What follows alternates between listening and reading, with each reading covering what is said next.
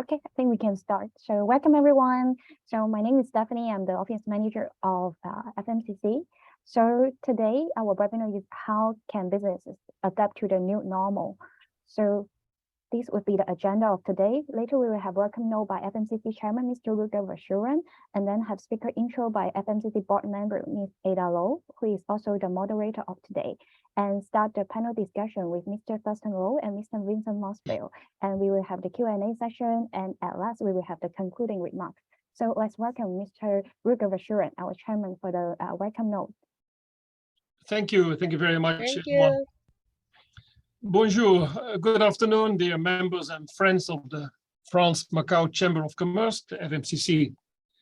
As chairman of the French Chamber in Macau, it is a pleasure again to meet you all here. It is just over a week ago that we had our webinar, The Road to Macau's Tourism Recovery. And today we are proud to present our webinar titled, How Can Businesses Adapt to the New Normal? As we're now 2.5 years plus, almost, into the COVID-19 crisis mode, and we just had over 1 month in a semi-lockdown, we were forced to many changes in daily life and work environment, as you all know. Some companies adapted quickly by providing flexible work models and utilizing new technology, and created a new normal at work, meaning work from home. These changes brought challenges and consequences along, touching on topics such like communications, teamwork, management, administration works, legal framework, trust and reliability, and also setting sharp goals and KPIs for home workers. There's also the subject of having different agendas between the company at one side and the person at the other side. So Ada Lou and Stephanie Chang sourced and found 2 fantastic experts in the field. Let Ada explain you in a minute. They will graciously share their stories and views and shed light on the ins and outs of the new normal, working remotely from home. I would like to take the opportunity to thank our speakers in advance, as well as moderator Ada Lou, who is a long-time FMCC board director and managing director of XD Channel, and also Stephanie, the manager of FMCC, for all the arrangements. I wish you for now an interesting and fruitful webinar. And here is hand the microphone to Ada to introduce our presenters today and to talk it all together. Thank you very much and enjoy the show. Okay, so hi everyone. I'm very pleased to introduce 2 speakers from the listed company. One is from SUEZ, is a French-based company and is listed in France and Brazil. And the other one is from the WTW. Willie Towers Watson is listed in USA as well. So first speaker of today is my longtime friend, Thurston Lou, who is the Chief Technical Officer of SUEZ Asia Pacific, responsible for maximizing the technical synergy between operation, business, and construction project. And he's the waterman for the water business development of Greater China Water Service. And the second speaker of today, I'm here about to introduce, is Vincent Mossfield, who is the Regional Director of the Liability Risk Practice at WTW Hong Kong Macau Branch Office. He's responsible to incorporate the provisions of the liability risk management service for clients throughout the Asian region. Vincent has also provided risk advisor to the clients, including employee safety management system and the work from home employee protection obligation. So now, there's a question for Thurston. It seems that you have been traveling around to manage projects around the world or in China, because from your portfolio, I can see that you have the SUEZ has 35,000 employees passionate about the environment around the world, and there's more than 55 companies in China and around Asia Pacific. So tell us about more on the practical side of the remote working experience. Please, Thurston. Thank you, Ada. Hi, everybody. A little bit about myself and my team, and I'm the CTO of the SUEZ in China area. So my team and I need to do technical support to more than 55 companies around China, including Macau, Hong Kong, and mainland China. So even though my team is not in Macau, they are around China, Beijing, Shanghai, Chongqing, and other places. So I am quite get used to remote working because my daily job is to communicate with the team and doing teamwork.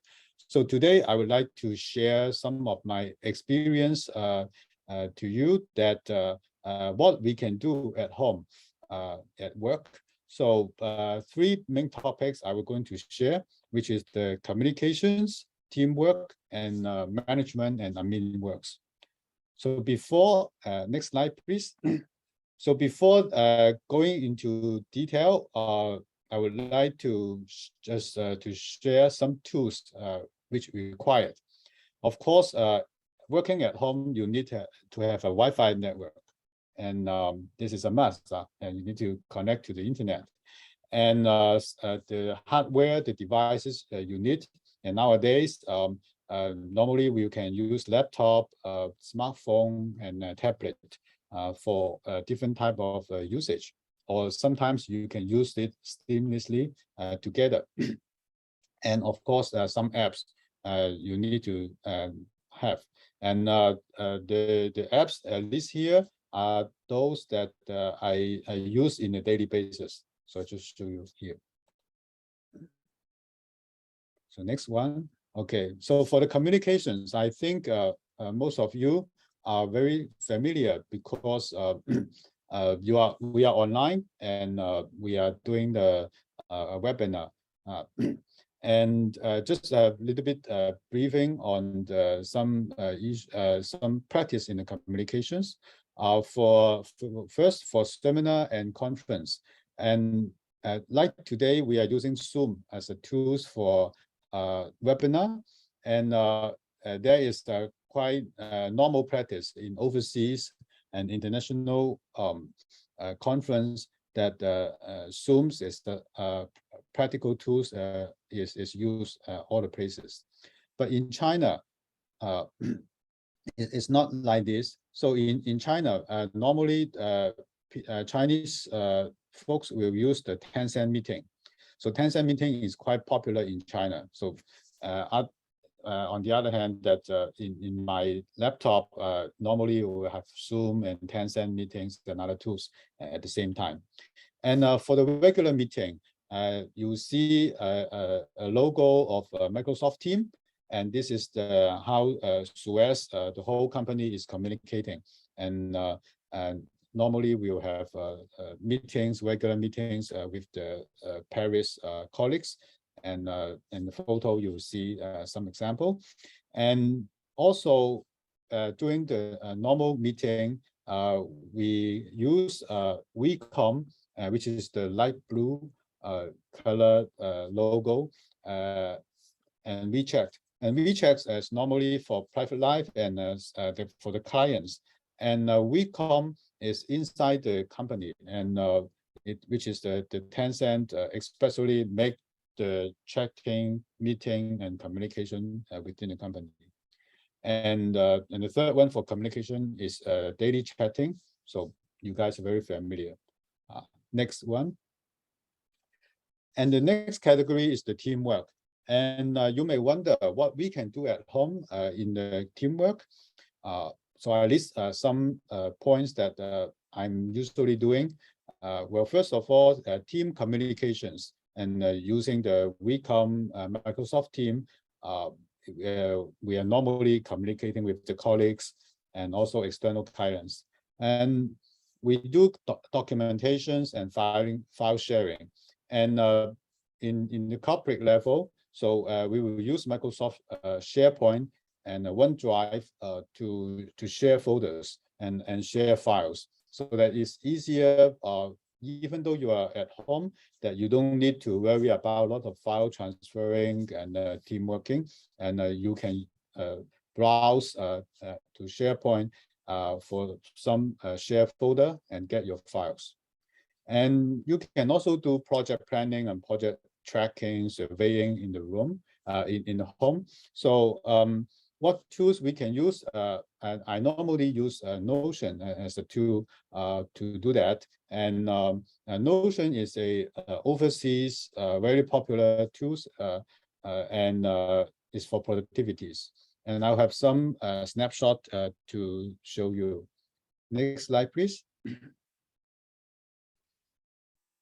Okay, so this is an example of a SharePoint that my team has constructed a library of files so that in different categories and different type of files, so we can easily to browse and search. So those are the certified share files for my team, so that it's easier to share and use. And the next one is this page is for Notion. I just demonstrate to you, I'm working on organizing a IWA China Water Loss online conference. The conference is a little bit delayed, so the day is not right. But you can see how I work with some of the outside colleagues. So it's not inside SUEZ, but it's in the committee of IWA Chinese water loss. So they are all over different places in China. So I created this a page to share with them, and it's easier for project tracking, project planning. Next slide, please. And just to show you that, okay, what functions, and you can use the right tools to do. You can do on the left-hand side some project plans and who is doing what and the status of the project, keep updating and sharing with the team, so that we don't need a lot of file sharing or transferring or keep versioning. So I just keep one version and share the web to the others. And the right-hand side is a checklist tracking who is the speaker and what's the status. Are they invited? Are they provided the PPT? Things like that. So there's some specific examples to demonstrate. Even though you are at home, you can do all these kind of things. Next slide, please. So the third category is the management and admin work. So that require a little bit of IT on this point. Normally, we are in the office, we will see KPI reports and we'll keep track on different data figures. So in SUEZ and in my team, we also collecting different type of data, and we use Microsoft Power BI to visualize them and with different KPIs. So it means that even though I'm at home, I can access and see all those update data as well. And the second one is the workflow, and my team can customize our own workflow. So my whole department and the administration work, and also some workflow for business trip and project tracking, those works, and they are we make it using the this platform. We call it Microsoft Automated and Microsoft Apps.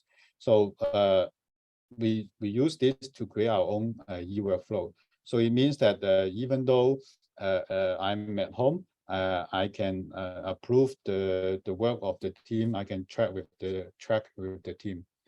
And the right-hand side, the HR and admin. So this is a global SUEZ systems. And so just to make an example, is that we can book air ticket and hotel. Even though you are at home, you can browse internet. You can do annual leave and approval for your colleagues' annual leave, and you can have doing SAP Concur. We can do travel expense claims, and even though appraisal, and there's a global system in SUEZ called Thailand Up. We can do appraisal work, and we can have a training course or assign training course to colleagues in the web.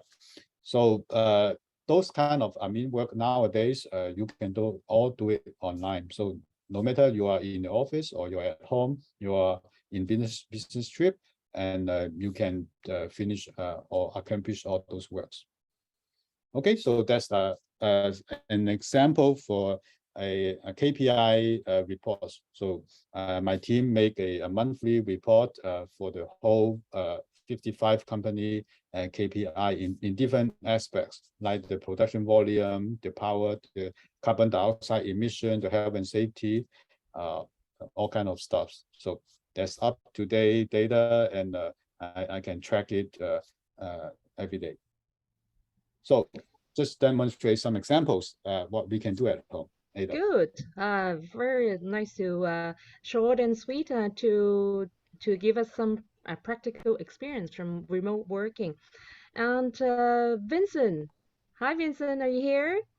I Hi, heard so Ada. much about the practical experience from working from home now. Is there any risk at all if we work from home? Like, can you list up some of that? Is there any benefit or risk associated with working from home from your perspective? Yes, absolutely. And thanks, Thurston, for providing a thorough overview of how he works remotely within his company and some of the tools that are available. On the slide that we're showing on the screen at the moment, what I wanted to provide here is a relatively high level overview only of the benefits and risks associated with working from home primarily. In terms of the risks, I'm specifically referring to employee safety risk and some limited cyber risks. These are not intended to be exhaustive lists. That's the first thing I want to mention. There are many, many risks. What I've tried to do is highlight the most common ones. The second thing I want to mention is that working from home is not necessarily suitable to all job descriptions or all industries. Typically in Macau, the economy is featured by industries and businesses that evolved around hospitality, tourism, food and beverage, integrated resorts, and many of the roles within those industries relate to face-to-face customer service. So there is significant limitations on which job functions and which industries can use the work from home option. But for those of us that can, and those of us who have used the work from home option in the last few weeks, I hope that some of these benefits and risks resonate with you through your recent experience. So this slide, I can see that the type is a little bit small. My apologies for that. But on the left-hand side is a relatively high-level view of some of the benefits. Firstly, these are relatively common sense type benefits, but I think it's worth providing some balance in terms of working from home, not just focusing on the risk, but the benefits as well. So the first one is that there are obviously benefits in terms of developing flexible work schedules. You're no longer required to attend a designated office location at a given time, or finish at a given time, or have your meals at a given time. You know, there's a lot more flexibility built into the work from home option.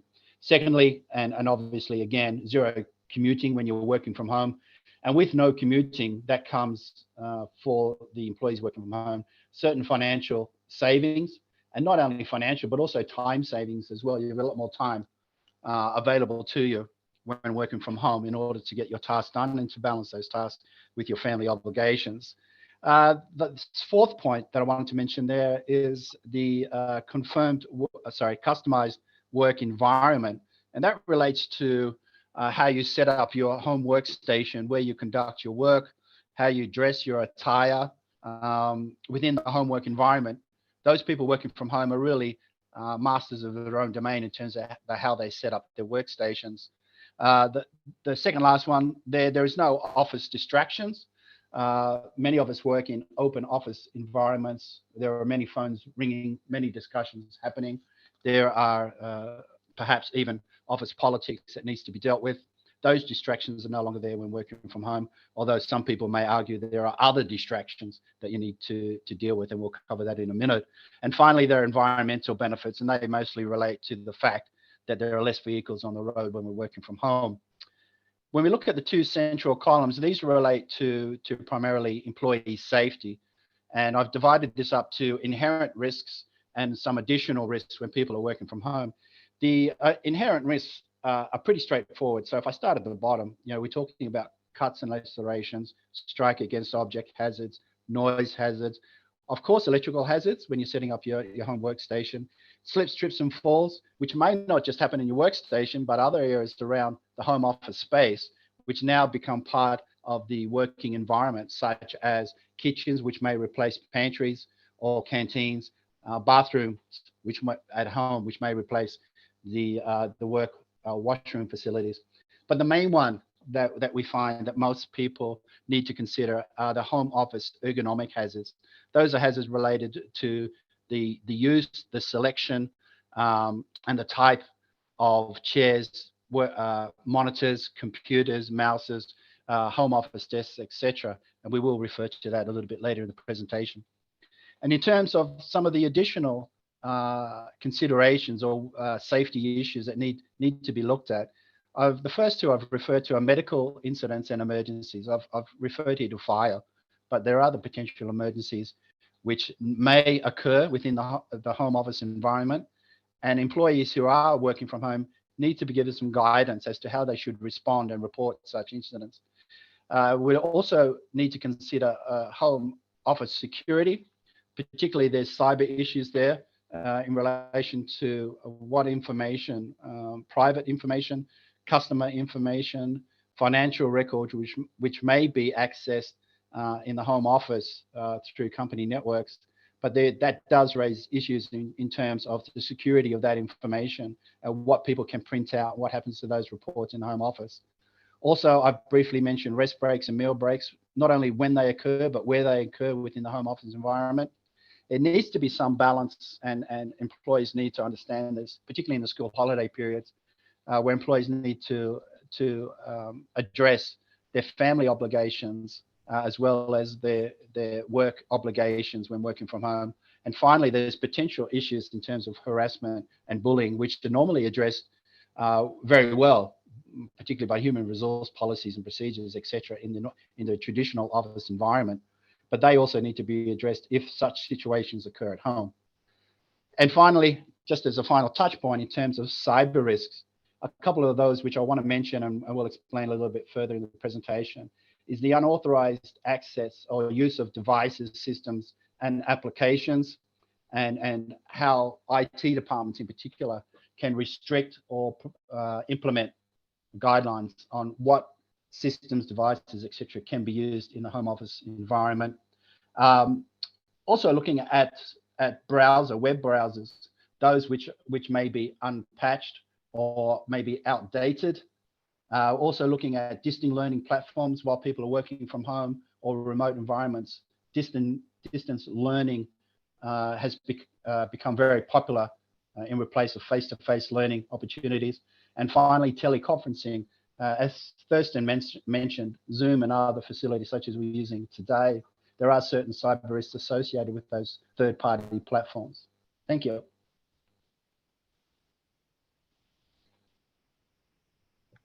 All right. Okay.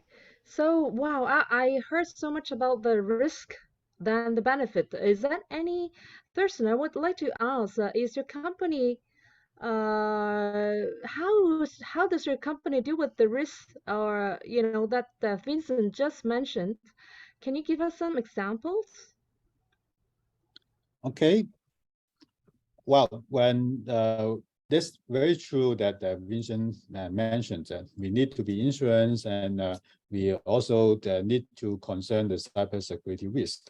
And working through the network and internet, and that is many things we have to learn new things and concerned. So I separated into two different parts. One is if you are the personal or a small team working, and how we're going to stress on the cyber security risk, and if you are in the enterprise, and how you're going to do it. And first one in the personal or team working, I will advise using large brand cloud solutions. just like the logo I list here, the Apple Cloud and the Microsoft Cloud. So they need to pay, of course, and but in return, they are in a high security level. So this is more higher level that for the personal user or small team user to use this solution, and also compliant to the cybersecurity risk. And the second thing is we have to understand what data we are treating. And we need to classify our data in different security level. And so always there's not only one borderline that, okay, you are in a very risk or you are in a very safe. And when you classify it, you will understand that some personal data or that is under Macau's law that you have to stay in Macau, so those are very classified data, and some like communication or when you are doing team working, some planning, so that is a little bit casual that you can treat. So that you have to understand that which data is more taken care or important than the others. And the third one, my practice, I will minimize file transferring through email or fresh desk. And of course, you will understand that the email attachment is limited, and also file transferring through email, for me, is not a very good practice. Well, first of all, you have to find different version of file, and it is much more safer and better that you doing cloud sharing. And for the last one, always update our OS system of our device, so it's preventing any virus. So that's for the personal advice. And for the enterprise, of course, we have our IT department. And on the right-hand side in the bottom, that you will see some basic rules in SUEZ that how our IT department teach us or some policies that how we take care of our data and what is the good practice, what we can do and not we cannot do. So this is more on the cybersecurity guideline and policy, and I think that in the enterprise you have your own cybersecurity and guideline and policies, and just follow them. And some company will comply with the ISO 27001, which is the cybersecurity regulations, which is better. That you know that your practice and the control is compliance, and also and the last point is minimize the risk of some sensitive information may leaks. So and when you are doing like presentations and communications, so just take care of so you have a self-awareness to take care of the data information you going to show and present. Because when this is online, then the people can videotape the whole webinar and doing for other purpose, so you cannot control it. So next, and the other interesting questions also Vincent mentioned is the health and safety risk and how we make the work-life balance. And this is also a good point. Well, first of all, we have to do a risk assessment. And when we are working at home, that we know that we have to assess that okay, which places we work is more safe and compliance, and also maybe sometimes you have to keep away from your kids and the family because you are dealing with some sensitive data, things like that. So you do your own risk assessment. And but like something like if you are in the hotel, you need to know that your safety exit and if there's a fire, things like that. So it's a common sense of a risk assessment. And for work-life balance, and my experience is that it's true that when you work at home and you will have an intention that you work day and night seamlessly, and some message pop up, you have to answer, and it makes the whole life stress. And to prevent doing that, well, first of all, I will advise, my practice is every day I will update my to-do list of the day. So I know what I planned for today and what I have to finish. And also with my team and the corporate, we will have some mutual rules and mutual understanding on how our works will not be interrupting to each other. Like the French colleagues, it is very classic because they will classify the annual leave in a very sacred way. So when they have annual leave, we will honor them. We are not sending any message to interrupt them, and vice versa. When I have annual leave, my colleagues in the annual leave, we are not interrupting to each other. So that is some mutual rules we have to follow and agree with. So that makes life less stress and or overwhelmed with works.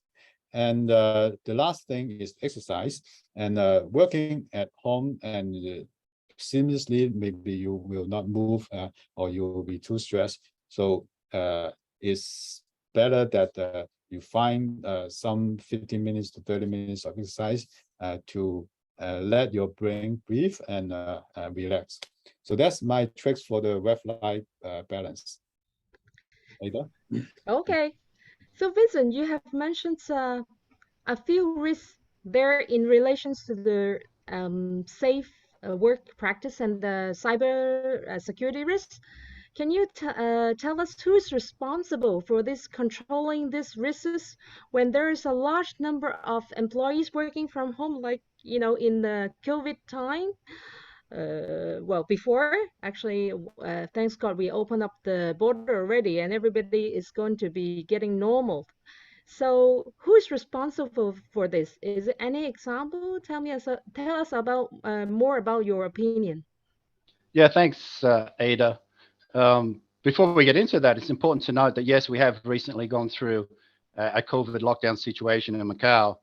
However, looking forward, I think we can learn from experiences of other geographies, and I think the forecast is that this may not be the only time that we need to lock down and work from home. And in fact, a hybrid work environment may be one that's useful for employers and employees to follow, which will allow the flexibility of employees, if their job description allows, to work from both in the office and or at the home at different periods of time. So as you mentioned, when working from home, there needs to be identification of who is responsible and what sort of responsibilities each of the stakeholders have.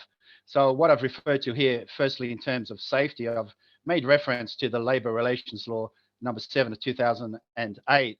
And if you look at Articles 9 and 11 of that particular regulation, it clearly outlines some of the key, primary, but some might say obvious, employer and employee obligations in terms of safety in the workplace. And the important thing to mention here is that just because the workplace has changed to a home office environment, it doesn't mean that these responsibilities or obligations no longer apply. In fact, they do apply unless there's a change to the law itself. So in terms of the employer, the three key obligations are to respect and treat the employee with propriety, and that basically refers to using acceptable or appropriate standards in terms of safety standards in this case. Secondly, to provide a good work conditions for the employee, and thirdly, to take appropriate measures to raise the employee's level of productivity. And there's key implications there in terms of accessing IT software and hardware and the cyber risks that go along with that. Under Article 11, it's important also to note that the employee has certain responsibilities in the work environment, whether it's home or in the office, and they are to respect and treat with propriety others that are involved in the enterprise, to obey the employer in terms of what they're trying to do, to provide a productive workplace and a safe workplace, to keep in good condition the property that is provided by the company when working from home, and to cooperate with the actions to improve productivity. Again, there's implications there in terms of using IT hardware, software, systems, etc., appropriately, and abiding by cybersecurity measures that the employer may provide. I've also briefly mentioned here on the right-hand side in the dark, there are responsibilities that continue when you work from home in terms of reporting incidents of accidents at work. If you look at the second dot point, there is a requirement or guidelines from the Labor Department to report any work incidents or accidents within 5 working days. If you look at the top dot point in the square on the right-hand side, any fatalities or where an employee is admitted to hospital, there's a requirement to report the incident within 24 hours. And there's certain penalties that go along with that. So there are obligations for both the employer and the employee in terms of safety. And we'll now look at the cyber obligations. Thank you. So Thurston has already mentioned in his section and previous slides, there are already and has been for quite a while obligations in terms of the use of personal data, the storage of that data, and the distribution of that data in Macau. So companies should already be aware of those, and they should apply when working from home as well. What I'm referring to here is a new cyber security law that was introduced in 2019, and it specifically relates to public and private organizations that are responsible for what the government has identified as critical infrastructure. And if you can see in the second box, I've highlighted those in blue, which include public critical infrastructure operators, internet service providers, and provided critical infrastructure operators such as utility operators, transportation companies, banking, finance and insurance, casino operators, and medical service providers. So very specifically, by legislation, these companies are required to implement certain cybersecurity measures, which are listed there, the top points or the main reference points in the box on the right-hand side. And if we work your way down, you can see there needs to be appointment of a cybersecurity officer and a team or a management unit. There need to be policies and procedures for cybersecurity developed. And then there needs to be ongoing monitoring and reporting of potential breaches and incidents. There needs to be annual security assessments and review of performance or cybersecurity service providers. They are third-party providers as part of that obligation. Thank you. So the second part is to look at the suggestions or hints, I any guess, solution for the risk. Exactly, it's for safety. This specifically relates to safety in this case. Again, there are many. This is not intended to be an exhaustive list, but what I would recommend is the implementation of a work from home policy and procedure document that covers all the key issues that Thurston and myself have already made reference to. And I've listed those on the left-hand side there. Clearly defined employee and employee responsibilities and obligations should be defined. There should be continued compliance with inherent laws and regulations that we've mentioned.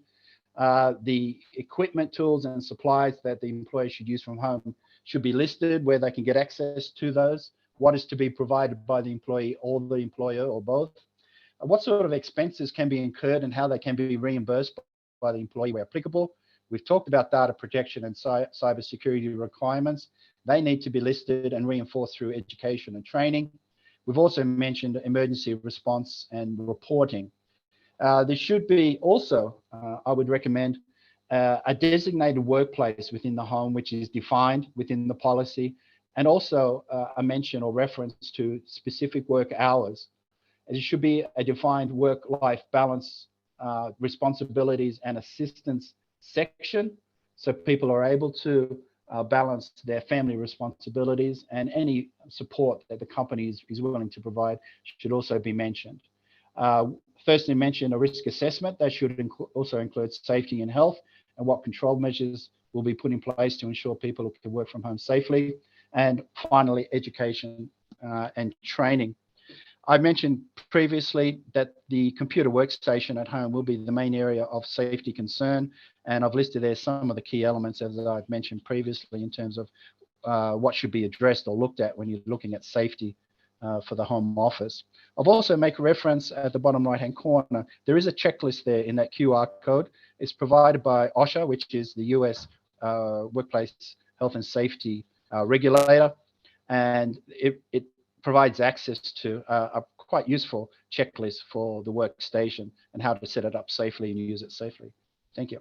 So people can take a pictures of the QR code if you might want to know a bit more. And there's a question that come in about the workers' insurance policy in Macau. Is it cover home office injury?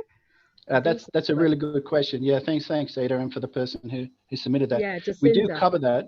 We do cover that, Jacinta, in the next couple of slides. So maybe if I just get through the cyber risk, and I think Thurston may have some comments as well. Oh, but sure, let's sure. make sure that we do cover that before the, I'm just looking at the time, yes, before we finish. So on this particular slide, we're looking at suggestions or tips in terms of cyber risk solutions. Again, there's a lot of detail. It's relatively small, my apologies. But in terms of unauthorized devices, etc., there will be some requirement here, input from the IT departments, cybersecurity teams. What we recommend is that USBs and similar portals within work-approved devices be disabled unless employees have approval to use those portals. Ensure that firewalls have been implemented and are regularly updated and checked to ensure that they're being effective. And of course, employees should be provided with training to ensure that they're reminded about their cybersecurity responsibilities working from home. Looking at web browsers, again, there is a requirement to ensure that any web browsers which employees are authorized to use from home or even from work are regularly updated. IT departments need to make sure that they're not out of date and that they'd be patched. Patching refers to regular cybersecurity updates. As you know, there are evolving risks in terms of the cybersecurity space, whether it's hacking, whether there are any sort of attacks. So the updates or the patching is meant to respond in terms of cybersecurity to add additional measures to ensure the browsers are safe to use. When looking at long-distance learning websites, we need to ensure that there's limited or an approval process that employees can go through to ensure that what they're accessing in terms of distant learning websites are authorized sites and approved by the IT department. Employees should not be using their work-related emails when communicating or accessing these websites, and they should not be using their work-related passwords either. On the right-hand side, when working in communal spaces, whether it's a home or somewhere else remotely, there is the option of using Wi-Fi router passwords. And what we recommend to avoid the leakage of data or the theft of data when using common passwords is to use VPNs to ensure that your networks are secure, and also ensure that the encryption function on your computer devices are enabled to secure communications between your company network and when you're in a communal workspace. And finally, ensure that if where practical, you're able to access authorized work sites through HTTPS links rather than the use of apps. Historically, apps have less cybersecurity measures within them. So if you can access websites directly using HTTPS addresses, it does provide an additional security. Teleconferencing facilities such as we're using at the moment, some recommendations is to restrict access to company-approved conferencing service providers only, to avoid providers that use unencrypted channels or unpatched software, and apply caution in relation to the sharing or discussion of sensitive information. And finally, some tips in terms of device security and protection at home. Never leave your work devices unprotected or unlocked in common areas. Avoid sharing your password or confidential information with your family and friends in the home environment, and don't allow others to use your work devices, and keep food and liquids well away from your hardware when working from home. Thank you.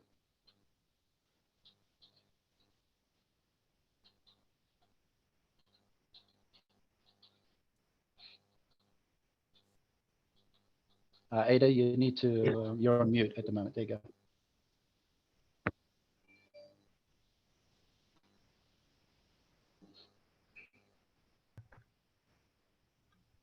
Sorry, guys. Okay, well, after hearing all those risks, are they insurable, like at our Yeah, work or by the employer? yeah, sure. As I mentioned, and thanks for the question again, many of these risks are insurable. So on this slide, firstly, on the left-hand side, I've made some points here in terms of work safety under the Employee Compensation Insurance Ordinance. There's some interesting reference points that I think people need to consider when they're looking at their insurance policies for employee liability.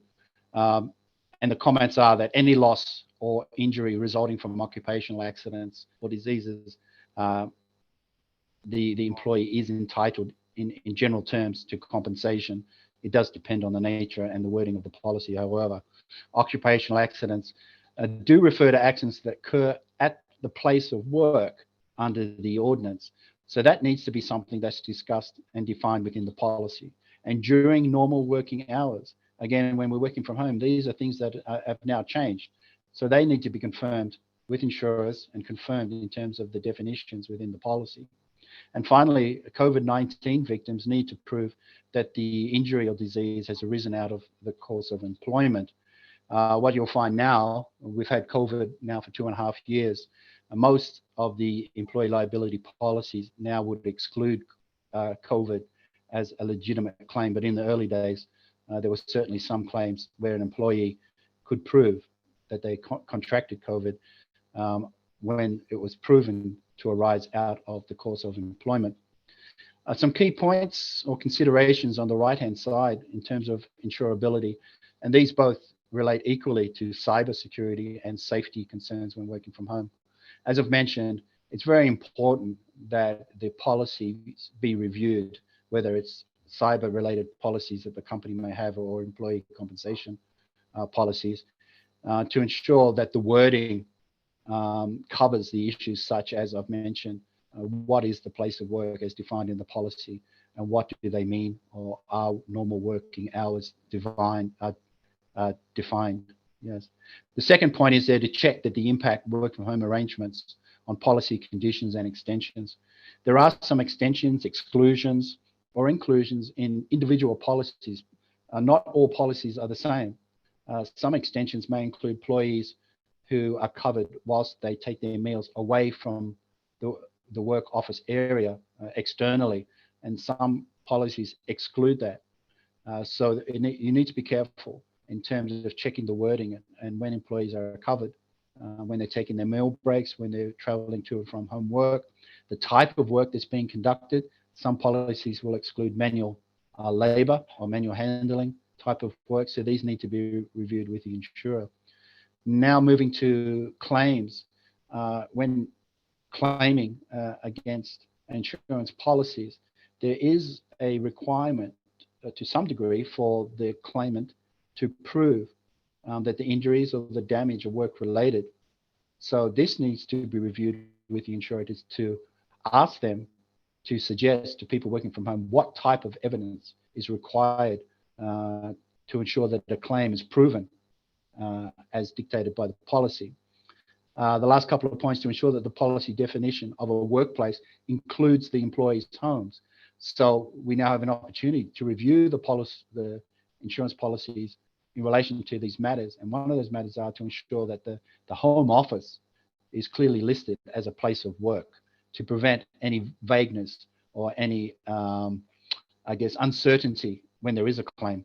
And finally, on the upside, employers and the insurers should refer to similar type of policy conditions which may already be listed under policies related to employees who have frequently required to travel as part of their work, or are working remotely, such as in Thurston's case, many of the issues in relation, insurance issues in relation to people working from home are already covered in those type of policies, and they can act as a good reference point to how they can be resolved and clarified in relevant insurance policies. Thank you. Okay. Thank you, Vincent. Any questions, from the audience, or maybe I'll ask one. Thurston, I wonder how you boost up the team spirit of when you lead a team that is not in person and in so far away. What do you do, or what kind of tricks that you do for this to elevate the team spirit, for the productivities of the work? Ada, this is a very good question. And the best side is the team is spreading everywhere, so it's really hard to have a face-to-face meeting all the time. And but the good one is we can use some tools to create different type of chat room to communicate with the teams seamlessly. And so in my case, I have a chat room with the management, chat room with all the colleagues, and chat room with the whole company and departments. And in different chat room, I can have to flow up different things to the team. Sometimes it's for work, and sometimes it's for to have a more close relation. We can talk about other things. So get used to different group, creating different groups, and to chat with them, to know each other. So this type of tools, and in fact, we can help us to even more communicating to the team. And in China, you know that sometimes we will have a random red pocket for the team in occasion like holiday season, and it will make the team quite excited and have enthusiasm and more involvement in their chatting or communicating as well. So those are some tricks we normally use. And I think there's one more good thing is sometimes some team member and they want to communicate with you, but there's no chance that, because normally you have to knock on my door in the office and or make appointment. But with chatting functions, if they have worries or issues, and they can directly send chat to me. So it will also create a very good relationship with the team. Okay. Okay, thank you, Thurston. Is there any other questions before we end this webinar? Yeah, maybe. Thank you. Hi, Thurston, Rika. Vincent. Hi, Thurston and Vincent. Thank you so much for your presentation. It's really mind-boggling. I thought work from home is something simple, but it's definitely not simple, and it's very complicated and kind of dangerous to a certain extent. If I listen to Vincent, especially. Just a thought. So we have many companies have a code of business conduct. I learned that this definitely needs to be reviewed to include home from work. Is that also your recommendation? That would be mine. Thanks, Ruga, for your question. Absolutely. Code of conduct type of issues need to be incorporated of a review, an overall review of work-home practices. We've gone through the first round of lockdown, but my view is that this is going to potentially occur again and again. And most likely, most companies that can work from home are going to enter into a hybrid work environment, as I've mentioned earlier, where we're working from home and also working in the office. As a result, such things as code of conduct need to be addressed, as well as the cyber safety issues and other issues that Thurston has raised. So yes, absolutely. Yeah. Sure. Then on the thank you very much. So yeah, we'll start working on that. on, Yeah. on the more technical field. So regretfully, I think somehow because of the crisis, companies also short of cash, so they have let many employees work on their own computer from home, which is definitely not recommended, as I learned now, definitely a no-no, but it's still happening. Is there a chance that a virus or Trojan horse or whatever, something can actually find its way back from home to the home, from the home computer, that may be infected by whatever family viruses, Yeah. find its way into the company computers? Is that a risk? Yeah, absolutely. It is a risk. Yeah. And I'll let Thurston respond to this as Yeah, well if he has some Thurston. thoughts. But sorry, firstly, from my perspective, I think one of the risks I mentioned was the use of unauthorized devices, which are in the home environment, the iPads, USBs, etc. So I think that's one potential risk with those sort of malware, ransomware, other type of hacking, data leakage, data theft could occur. So it's an absolutely risk, and I really think it's up to IT departments to review their protection measures and the hardware that they're providing to their employees working from home.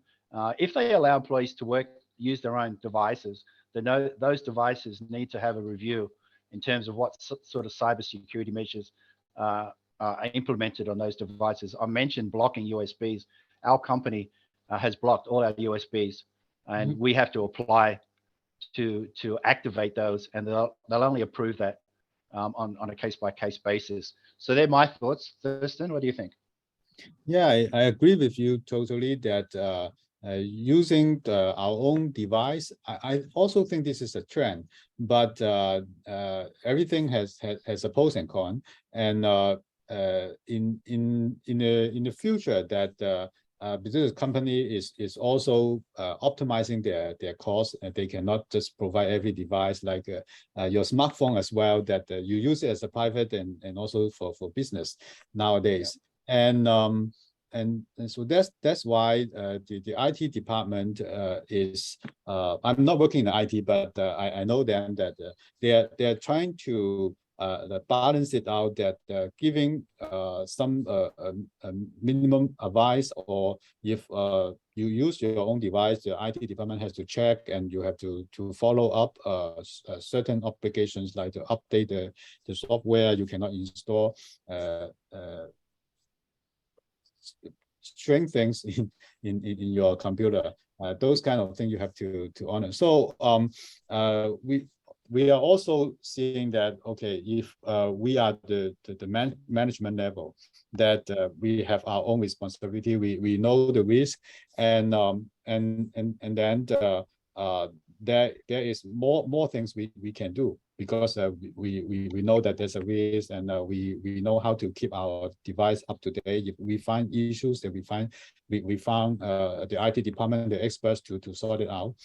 And if the employees in some working level, that minimizing the high-tech device, I think is one way. Maybe a handy mobile phone with some apps has already fulfilled their work. So there's also some apps for e-workflow that already can help them to finish their work.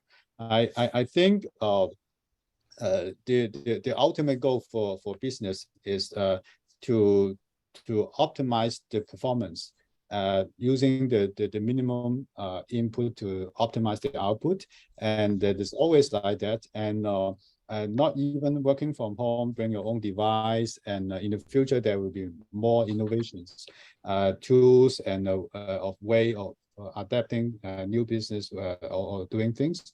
And when we open a new chapter, there will be a whole bunch of risk and things we have to concern, because it's not like the past. And my manner is to face the challenge, to change quickly, and get more experience, and evolve with the world. Yeah. That's what we're doing. All right, thank you. Yes. I think that comes to almost the end of the webinar. After hearing all these practical experience from remote working, especially the risk. You know, sometimes we're overlooking the risk as a manager. And I think remote working is not really for everyone, but because of the working environments has been changing in Macau or around the world because of some kind of condition that we can't really avoid. So when we hire, if we hire a new employee, sometimes we have to take into considerations. Maybe they have to be very independent. They have to know how to do the to-do list, good communication skill, good administrative skill, etc. So to end this webinar, is that Ruger, is there anything you want to add? No, I would say thank you very much, Vincent and Thurston, and of course Ada and Stephanie to make it happen. Very interesting, very helpful, and I'm sure we will continue developing our working from home methods. Thank you very much. Okay, so should we turn on our camera for 1 minute to have a group photo before we end this second webinars of FMCC? You know, this is actually a very new adventure for us. Everyone, shall we?